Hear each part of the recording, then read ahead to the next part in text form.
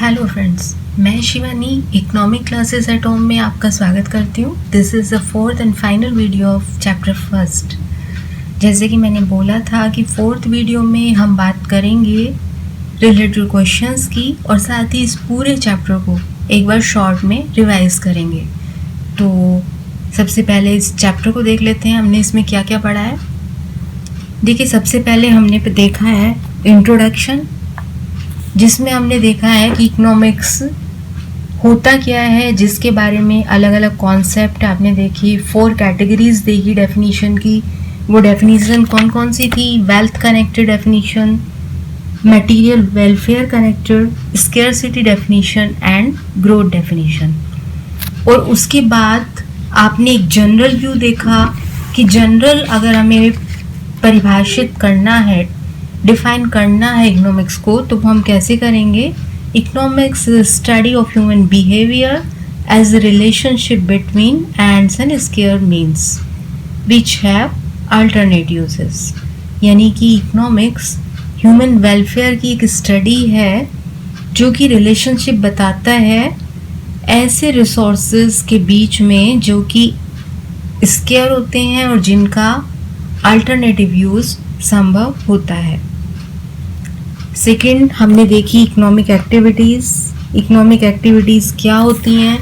Generally economic activities को money connect किया जाता है कि जो एक्टिविटीज़ मनी से कनेक्टेड होती हैं, यानी कि जो ह्यूमन बीइंग परफॉर्म करता है अपनी लिवलीहुड को अर्न करने के लिए, उन्हें इकोनॉमिक एक्टिविटीज़ कहा जाता है। लेकिन इकोनॉमिक्स में सिर्फ वही एक्टिविटीज़ जो मनी कनेक्टेड होती हैं उनको ही इकोनॉमिक एक्टिविटीज़ नहीं माना जाता है, बल्कि वो सारी activities which are related to the use of limited resources for satisfying human wants। यानी कि कोई भी एक्टिविटी जो कि ह्यूमन वांट्स को सेटिस्फाई करे, जिससे हमें कुछ संतुष्टि प्राप्त हो, वो सारी activities whether they connected with money or not are included in economic activities। उसके बाद हमने देखा माइक्रो और मैक्रो इकोनॉमिक्स।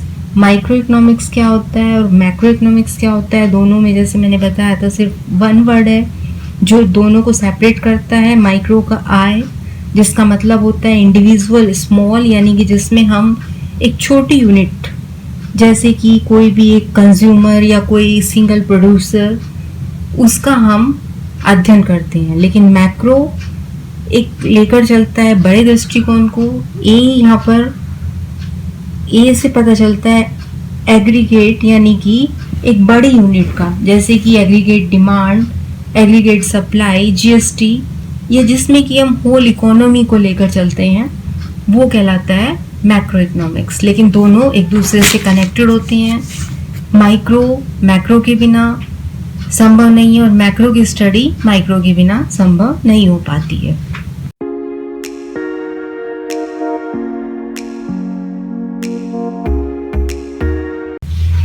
उसके बाद हमने देखा what is an economy. Economy क्या होती है? इकोनॉमी होती है एक ऐसा एरिया और रीजन जहाँ पर कि ये इकोनॉमिक एक्टिविटीज़ परफॉर्म की जाती हैं। इसमें हमने देखी 3 टाइप्स ऑफ इकोनॉमी। एक होती market economy, centrally planned economy और मिक्स्ड इकोनॉमी। मार्केट इकोनॉमी होती थी फ्री इकोनॉमी या कैपिटलिस्ट इकोनॉमी, जहाँ पर कि प्राइवेट सेक्टर का मेन पार्ट होता था। और जो सेंट्रली प्लान्ड इकोनॉमी होती थी वो होती थी सोशलिस्ट इकोनॉमी। और मिक्स्ड इकोनॉमी, जिसमें कि दोनों की क्वालिटीज़ मिलती हैं, वो कहलाती थी मिक्स्ड इकोनॉमी। उसके बाद देखा central problem of an economy. Economy में सेंट्रल प्रॉब्लम्स क्या फेस करनी होती हैं? ये 3 तरह की होती थी। What to produce, how to produce and for whom to produce. What to produce यानी कि क्या उत्पादन किया जाए, यानी कि हमें रिसोर्सेज को किस चीज़ के प्रोडक्शन में लगाया जाए, कंज्यूमर गुड्स के या फिर कैपिटल गुड्स के। और second problem how to produce, यानी कि प्रोडक्शन करने के लिए हमें कौन सी टेक्निक यूज़ की जाए, जिसमें कि मैंने बताई थी 2 टाइप्स की टेक्निक। एक होती थी LIT और दूसरी होती थी CIT। LIT यानी कि लेबर इंटेंसिव टेक्निक और CIT यानी कि capital intensive technique. Third problem for whom to produce, यानी कि जो प्रोडक्शन हमने किया है वो किसके लिए किया है, उसका जो शेयर किया जाए, सारे फैक्टर प्रोडक्शन में वो किस तरह से किया जाए। इसमें डिस्ट्रीब्यूशन हमने दो तरह का देखा था, एक होता था फंक्शनल और दूसरा होता था पर्सनल डिस्ट्रीब्यूशन। फंक्शनल डिस्ट्रीब्यूशन में हम बात करते थे कि जितने भी सोशल ग्रुप्स हैं, यानी कि लैंड ओनर्स, कैपिटलिस्ट, वर्कर्स या एंटरप्रेन्योर्स, उनको उनका शेयर किस तरह से दिया जाए। और पर्सनल डिस्ट्रीब्यूशन में हमने देखा था distribution of national income among individual house hold, यानी कि जो रिच सेक्शन है इकोनॉमी का और पुअर सेक्शन है उसके बीच में किस तरह से डिस्ट्रीब्यूशन किया जाए जिससे कि इस भेदभाव को कम किया जा सके, रिच और पुअर के। तो इन सारी प्रॉब्लम्स को हम स्टडी करते हैं, central problem of an economy. उसके बाद हमने देखा opportunity cost. Opportunity cost is a cost of next best alternative foregone. It is also called alternative cost and economic cost. इसे हमने एक एग्जाम्पल के द्वारा समझाया था। Suppose you have 40,000 rupees and you want to buy a laptop and mobile phone. So I think it must be clear. After it, production possibility frontier. जैसे कि हमने पढ़ा था कि हमारे पास रिसोर्सेज जो हैं वो लिमिटेड होते हैं और उनके अल्टरनेटिव यूजेस होते हैं। तो हमें डिसाइड करना पड़ता है कि हम रिसोर्सेज को डिफरेंट यूजेस में किस तरह से हम लगाएंगे। तो जो भी पॉसिबल कॉम्बिनेशंस बनते हैं, the collection of these possible combination is called production possibility set। और अगर इन सब को हम ग्राफिकल रिप्रेजेंटेशन करें तो वो कहलाता है production possibility frontier.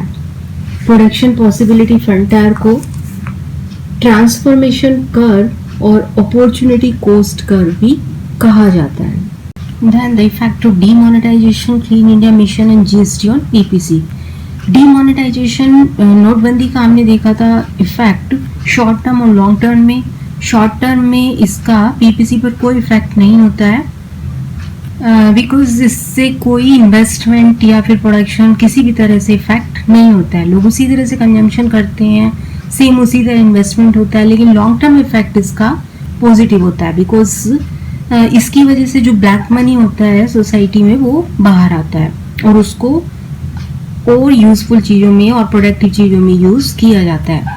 Clean India mission का पीपीसी पर इफेक्ट पॉजिटिव था बिकॉज जब क्लीन इंडिया मिशन होता है इससे देश में साफ सफाई बढ़ती है तो लोगों की हेल्थ इम्प्रूव होती है जिससे कि प्रोडक्टिविटी बढ़ती है। इसके साथ साथ जब इससे फॉरेन टूरिस्ट भी अट्रैक्ट होकर आते हैं और जिससे फॉरेन करेंसी बढ़ती है तो इट मीन्स इसका जो इफेक्ट हमने देखा था वो पॉजिटिव था। और जीएसटी का भी हमने इफेक्ट शॉर्ट टर्म और लॉन्ग टर्म में देखा था। जीएसटी का जो शॉर्ट टर्म इफेक्ट था वो नेगेटिव था क्योंकि लोगों को शुरू में इसके बारे में पता नहीं था, लेकिन लॉन्ग टर्म इफेक्ट इसका पॉजिटिव था। उसके बाद देखा था हमने मार्जिनल अपॉर्चुनिटी कॉस्ट और मार्जिनल रेट ऑफ ट्रांसफॉर्मेशन। इसमें मैंने बताया था कि अपॉर्चुनिटी कॉस्ट और मार्जिनल अपॉर्चुनिटी कॉस्ट में क्या डिफरेंस होता है। Marginal opportunity cost is the amount of one good that need to be sacrificed per unit increase in production of other good। यानी कि एक इकाई को बढ़ाने के लिए हमें जो सेक्रीफाइस करना पड़ता है वो कहलाता है मार्जिनल अपॉर्चुनिटी कॉस्ट। और अपॉर्चुनिटी कॉस्ट क्या होता है? तो opportunity cost is the cost of next best alternative foregone. और इसको मार्जिनल रेट ऑफ ट्रांसफॉर्मेशन भी कहा जाता है। मैंने दोनों में बोथ आर सेम, लेकिन दोनों में डिफरेंस मैंने बताया था कि एमआरटी में हम रेशियो फाइंड आउट करते हैं। उसके अलावा मैंने बताया था कि एमओसी इंक्रीजिंग होती है, बढ़ती हुई होती है, और ये रीजन रिस्पॉन्सिबल होता है पीपीसी कर्व की कनकेव शेप के लिए। ऑल्दो एमओसी अगर कांस्टेंट रहे या फिर घटती हुई रहे तो भी मैंने बताया था कि पीपीसी कर्व की शेप क्या हो जाएगी, लेकिन ये सारी स्टेजेस देखने को नहीं मिलती हैं, एमओसी बढ़ती हुई ही होती है। और उसके दो रीजन होते थे एमओसी क्यों बढ़ती थी। एक होता था marginal law of diminishing marginal returns, और दूसरा होता था कि जो जितने भी हमारे रिसोर्सेज होते हैं वो इक्वली एफिशिएंट नहीं होते हैं। जब रिसोर्सेज को एक प्रोडक्शन से निकाल कर किसी दूसरे गुड के प्रोडक्शन में लगाया जाता है तो वो जरूरी नहीं होता है कि दूसरे गुड के लिए भी वो उतने ही एफिशिएंट हो. That's why MOC is increasing. तो अब देखते हैं इस चैप्टर से रिलेटेड क्वेश्चंस. फर्स्ट क्वेश्चन है why economics is called a social science. Economics को सोशल साइंस क्यों कहा जाता है? Economics is called a social science because of it studies economic aspect of man's social actions. Next है who gave the term microeconomics and macroeconomics for the first time. सबसे पहले ये दोनों टर्म का यूज किसने किया था? तो ये किया था रैगनर फ्रिश ने. थर्ड क्वेश्चन है calculate the marginal opportunity cost of producing more good X in term of good Y. Marginal opportunity cost का हमें पता लगाना है तो यहाँ पर एक टेबल दी गई है जिसमें कि x की यूनिट बढ़ती जा रही है और y की यूनिट घटती जा रही है. अगर हम देखें ध्यान से तो x की यूनिट 10 यूनिट बढ़ती जा रही है और y की यूनिट 20 के बराबर डिक्रीज होती जा रही है. तो हमें यहाँ पर मार्जिनल अपॉर्चुनिटी कॉस्ट पता लगाना है. मार्जिनल अपॉर्चुनिटी कॉस्ट पता लगाने का फॉर्मूला था delta loss in output upon delta gain in output. तो लॉस यहाँ पर है हमें 20 के बराबर और गेन हो रहा है 10 के बराबर. तो 20 अपॉन 10 इज इक्वल टू 2. तो 2y मार्जिनल अपॉर्चुनिटी कॉस्ट होगी. सेम इसी तरह यहाँ पर क्योंकि सेम लॉस है सेम गेन है तो मार्जिनल अपॉर्चुनिटी कॉस्ट हो जाएगी 2y के बराबर. नेक्स्ट क्वेश्चन है what are attainable points. Attainable points क्या होते हैं? All points that comes inside PPC are attainable points. जो भी पॉइंट्स PPC कर्व के दायरे के अंदर आते हैं वो कहलाते हैं अटेनेबल पॉइंट्स. नेक्स्ट है what is responsible for the concavity of PPC. PPC curve की कनकेविटी के लिए कौन रिस्पॉन्सिबल होता है? It is so much easy I think. Increasing rate of MRT is responsible for the concavity of PPC. Next question है विच situations. यहाँ पर कुछ सिचुएशंस दी गई हैं. Can not be responsible for the shifting of PPC. आपने shift और rotation PPC curve का पढ़ा था. तो इन सारे सिचुएशंस में से कौन सी सिचुएशन ऐसी है जो कि PPC कर्व की शिफ्टिंग के लिए रिस्पॉन्सिबल नहीं हो सकती है? फर्स्ट है डिस्ट्रक्शन ऑफ रिसोर्सेज. यदि इकोनॉमी में रिसोर्सेज का डिस्ट्रक्शन हो जाए तो क्या होगा? PPC कर्व इस सिचुएशन में लेफ्ट साइड को शिफ्ट हो जाएगा.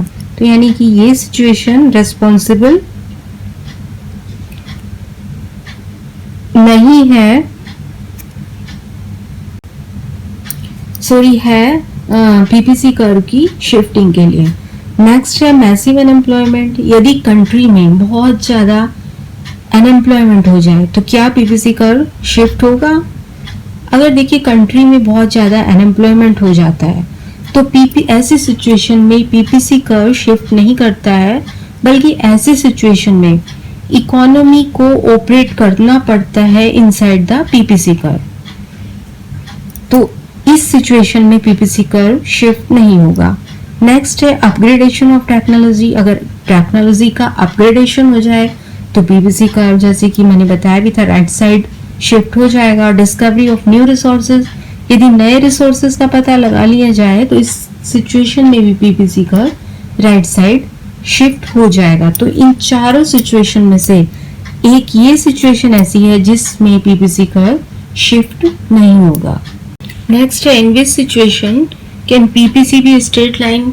कौन सी सिचुएशन ऐसी होगी जब PPC कर्व एक स्ट्रेट लाइन के रूप में होगा, ना कॉन्केव होगा ना कॉन्वेक्स होगा. तो ये कब होगा? जब कि MRT कांस्टेंट होगी. Who regarded economics of positive science. किसने इकोनॉमिक्स को एक पॉजिटिव साइंस माना है? तो ये लॉर्ड रॉबिन्स थे जिन्होंने की इकोनॉमिक्स को पॉजिटिव साइंस माना है. Who regarded economics normative science. और किसने इकोनॉमिक्स को नॉर्मेटिव साइंस माना है? ये है Alfred Marshall.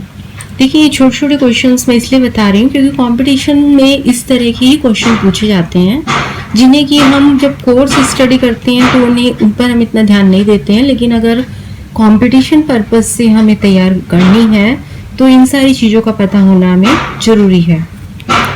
Difference between opportunity cost and marginal opportunity cost. इन दोनों में क्या अंतर होता है? मैंने कई बार बताया भी है कि opportunity cost is the cost of next best alternative foregone and marginal opportunity cost is the amount of unit of one good sacrificed to produce one more unit of the other good. एक अतिरिक्त इकाई को produce करने के लिए हमें जितना sacrifice करना पड़ता है वो कहलाता है मार्जिनल अपॉर्चुनिटी कॉस्ट. नेक्स्ट है scarcity and choices go together explain. यानी दोनों चीजें एक साथ क्यों चलती हैं, इसका क्या कारण है.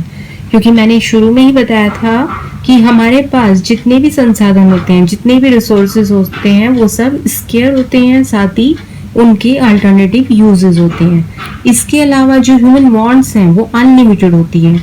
तो हर मनुष्य क्या चाहता है कि अपनी अनलिमिटेड वांट्स को इन सीमित संसाधनों से पूरा करना चाहता है, जिनके की अल्टरनेटिव यूजेस होते हैं. तो वो ऐसे संसाधनों का चुनाव करता है, उसको इस तरह से चुनाव करना पड़ता है, साथ ही उनको किस यूज में लगाना है उसके बीच में उसको चॉइस करनी पड़ती है. तो क्योंकि संसाधन सीमित होते हैं तो इसलिए प्रॉब्लम चॉइस की राइज होती है. तो ये दोनों चीजें साथ साथ चलती हैं. नेक्स्ट है in this situation PPC will shift to left. इन सारी सिचुएशन में जो कि नीचे दी गई हैं, किस में PPC curve left side shift हो जाएगा. फर्स्ट है अर्थक्वेक. अगर देश में अर्थक्वेक आ जाता है तो naturally PPC curve left side shift हो जाएगा. नेक्स्ट है प्रमोशन ऑफ फॉरेन कैपिटल. अगर फॉरेन कैपिटल का प्रमोशन होता है तो पीपीसी कर्व लेफ्ट साइड न होकर राइट साइड शिफ्ट होगा.